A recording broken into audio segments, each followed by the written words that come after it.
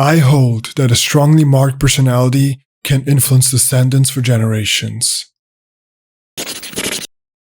Beatrix Potters. ここに人がいたってわかるようにね。それと忘れないように。Why are you who you are? A fundamental question that can leave many people perplexed. But it's also a question that can help you better understand yourself and the community around you. Because in truth, you are who you are due to the people that influence your life and the hardships that you experience with them. You became who you are right now because of what others passed down to you. Be it feelings, ideals, experiences, or simple skills. They were all once passed down to you by others, through people who influence your life enough to make a significant change within it. People with whom you share strongly loving bonds. And as I just mentioned in my latest Demon Slayer video, bonds are incredibly crucial for one's life. They are essentially what makes us human and what gives us purpose in our lives. Because bonds that you share with others are the pieces that mold you into existence. Which is why today, I'll be tackling an anime that embodies this idea beautifully well. A hidden gem of an anime that can truly show you the beauty of human bonds and how they shape you into who you are and who you'll become in the future. Because To Your Eternity isn't just a tearjerker of an anime, but it's also an anime that can make you better understand who you are as a person and how you came to be this way. 名前も知らぬその少年が、それが出会った最初の一人だった。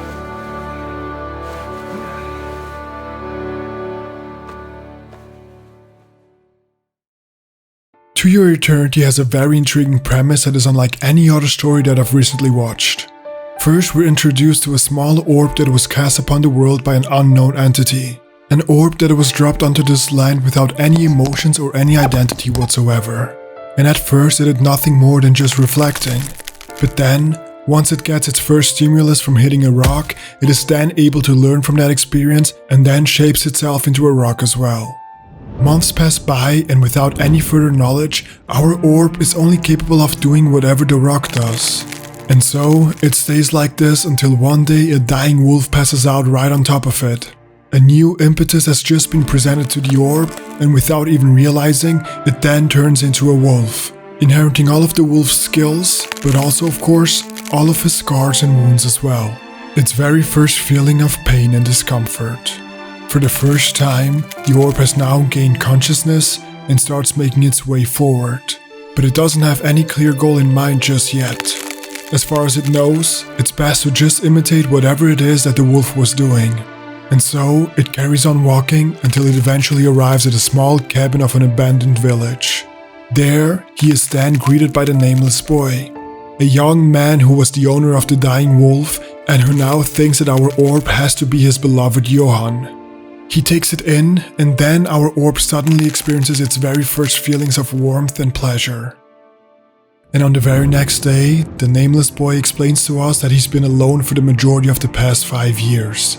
Most of his people left in search of a better place to live, and the remainder just died of old age.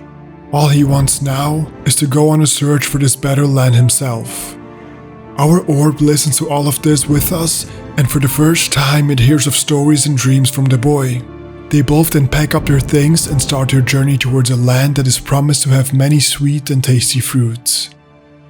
And although the journey is arduous and cold, they keep on going anyway. Well, that is, until the boy falls through the ice and into freezing water.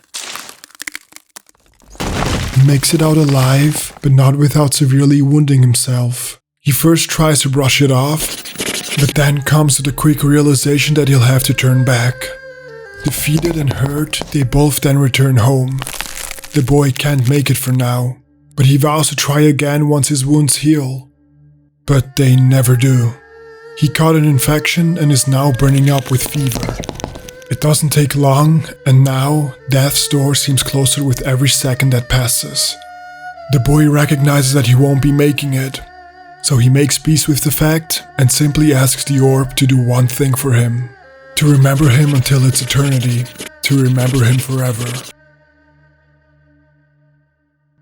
And then, our orb suddenly feels a strong and overwhelming feeling of pain and sadness. Throughout these last few weeks, it learned to love the boy unlike anything it had ever known before.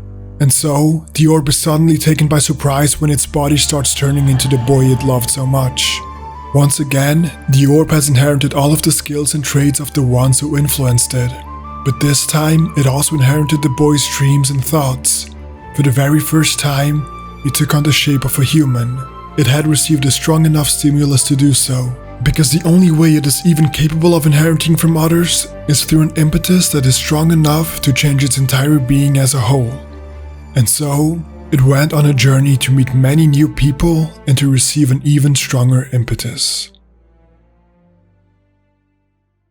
From the nameless boy who he first met, to March who became his mother, to Gugu who became his brother, and all the way to Tonari who became his friend. He goes on to meet people who will influence his life and teach him many new skills. People who will literally shape who he is going to become. People that in many ways are just like parents to him, teaching him everything he needs to know about life and even giving him a proper name. A name that perfectly fits to him as an immortal being. A name that summarizes the journey of life beautifully well. Fushi, the Japanese word for immortality, and what a better name to give our main character than this one. After all, he will be the one to continue the stories of the ones he loved after they're long gone. Because even if your physical body perished, you keep on living through the people that you were able to influence. Your traits, ideas, and skills are passed down through generation to generation. And eventually, they become part of your legacy, part of your eternity. それはさらなる刺激を求めて歩き出した。これから先、いろんな人に会っていろんなことを感じるだろう。少年がそうしたかったように。Our lives, they're often shaped by the people we surround ourselves with. From our parents that teach us the most basic skills and the most fundamental principles, all the way to friends and lovers that guide us through other parts of life. And we should all be eternally grateful to them, because no matter how far you've gotten, it was just possible due to the people that you surrounded yourself with. Without them, you would have hardly learned anything at all. Because when you're born, you're nothing more than just a blank slate for others to draw upon. Whatever they decide to paint with will firmly define who you become. Their ideals, their dreams, their knowledge, and their experience are all passed down to you. And now, with a canvas that is filled with paint, you've received a part of who they once were. Because we humans, we are more than just our physical selves. The ideas, principles, and dreams that we carry through life define who we become, and so, once they're passed down to others, in a symbolic sense, you get to live on through them as well. Which is also why we should always make sure that we are aware of who is living on through us. Because although you were born as a blank slate, as a small orb without any identity or thoughts of its own, with enough time and experience, you start developing your own personality through the people around you. You pick and choose the strokes of paint that you'd like to define you and to disregard the ones that you don't value any longer. With time, you start deciding who is and isn't allowed to draw upon your canvas. You start becoming your own self, your very own being. But that being said, it didn't come without pain, of course. Whatever the experience may be, you only truly change through hardship. Because if something comes too easily to us humans, we tend to neglect it and eventually forget it entirely. And so, it never truly becomes a part of who we are. But when we go through pain and suffering, well, those feelings don't just go away. There's no way for us to neglect them. Therefore, the only options we have is to either give up on life or to persevere. But when you do persevere, you grow a lot stronger because you allowed pain to promote your growth, to shape you into a more rigid and durable version of yourself. And so, always make sure that you are aware of the people that surround you, that they aren't the type to pull you down, but rather people that propel you to new heights. People who you would proudly carry on within you once they're gone. People that you allow to draw upon your canvas. But also make sure that the bad experiences of life don't go to waste either. Bad people are bad, yes, but the horrific experiences that they cause have a huge potential of shaping you into a greater version of yourself. because every hardship that you overcome prepares you for even greater adversity in the future. And so, how you handle them solely depends on how you choose to live your life. Will you simply let anyone influence you aimlessly, or will you choose whose legacy you inherit? Will you just roll over at the first sign of adversity, or will you use the experience of the people that came before you to stand your ground and persevere? The decision is yours to make. 痛みは成長を促す。無駄な死などない。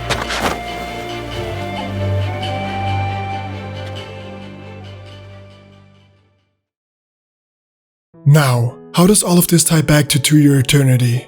For that, we only need to take a look at our main character, Fushi. He is an immortal being that starts off not much different from a baby.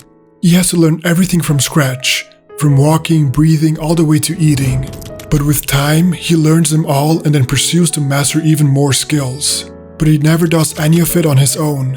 Everything he ever learned was taught to him by others. The wolf taught him how to walk and how to feel pain. The boy taught him how to eat and how to dream. March taught him how to climb and how to be thankful. And from Gugu to Tonari, everyone that came after always had something new to teach him as well. Because just like in real life, whoever influences you enough eventually becomes part of who you are. But in Fushi's case, this entire concept is taken to a completely different level. Fushi doesn't just learn from others the way we do.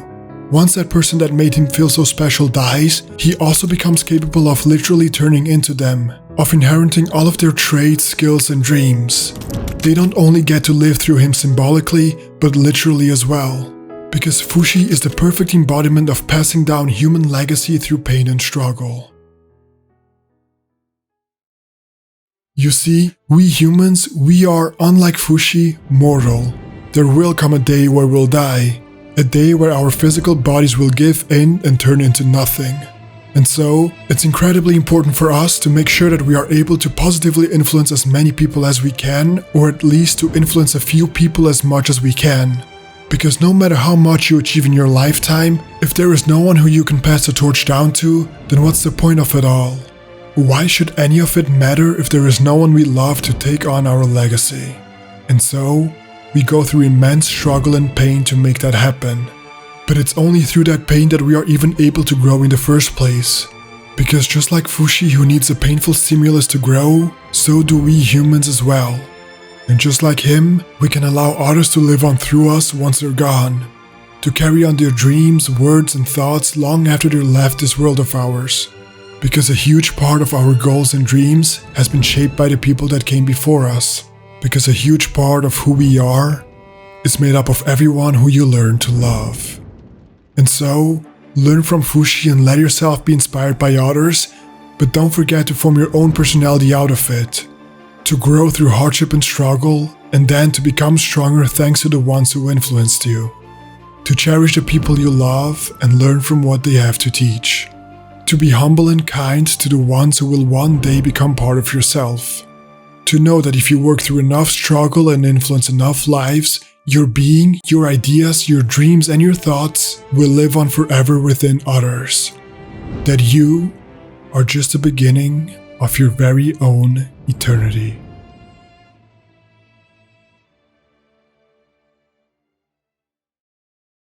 Let the impact of others influence you, and then start the journey of your own eternity.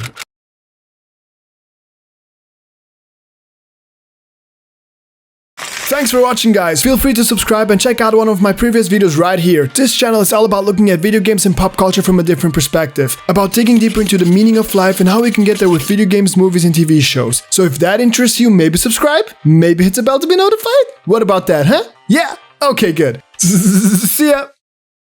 This is great. They might as well rename this town Squidward's Paradise.